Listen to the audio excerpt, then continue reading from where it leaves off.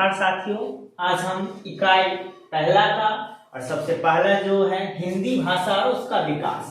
आखिर हम जानेंगे भाषा क्या है, हिंदी भाषा क्या है और उसका विकास किस तरह हुई है।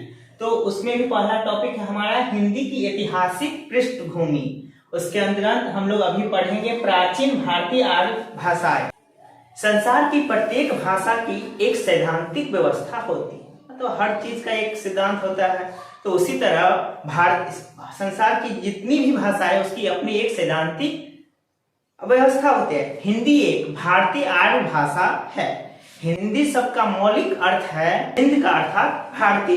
भाषा के अर्थ में हिंद का प्रयोग फारसियों और अरबों ने किया था। पंडित राम नरेश त्रिपाठी के अनुसार ईरानी थे वो महाभारत काल में ही भारत को हिंद और यहाँ की भाषा को हिंदी मानने लगा। तो अब हम बात करेंगे भारतीय आर्य भाषा।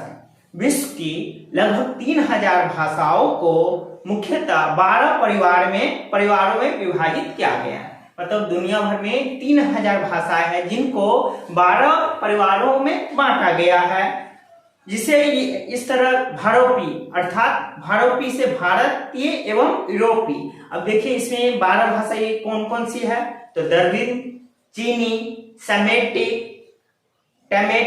आग्नेय, Ural, Bantu, red, Indian, Caucasus, Sudani तथा बुशमैन। इन 12 भाषाओं परिवारों में भारोपी समूह विश्व का अत्यंत विस्तृत परिवार की भाषा, अर्थात जो हमारा भारतीय भाषा है वो संसार के सबसे बड़ा परिवार है। इस भाषा परिवार की भारतीय शाखा को ही भारतीय आर्य भाषा कहा गया। इसी परिवार की शाखा को भारतीय आर्य भाषा कहा गया है।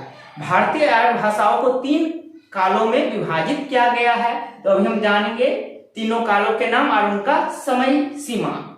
तो पहला है प्राचीन भारतीय आर्य भाषा, जिसकी काल सीमा है 1500 ईस्वी पूर्व से 500 ईस्वी पूर्व तक। दूसरा है मध्यकालीन भारतीय आर्य भाषा, जिसकी समय सीमा है 500 ईस्वी पूर्व से 1000 ईस्वी तक। और तीसरा है आधुनिक भारतीय आर्य भाषा, जो 1000 ईस्वी से अब तक।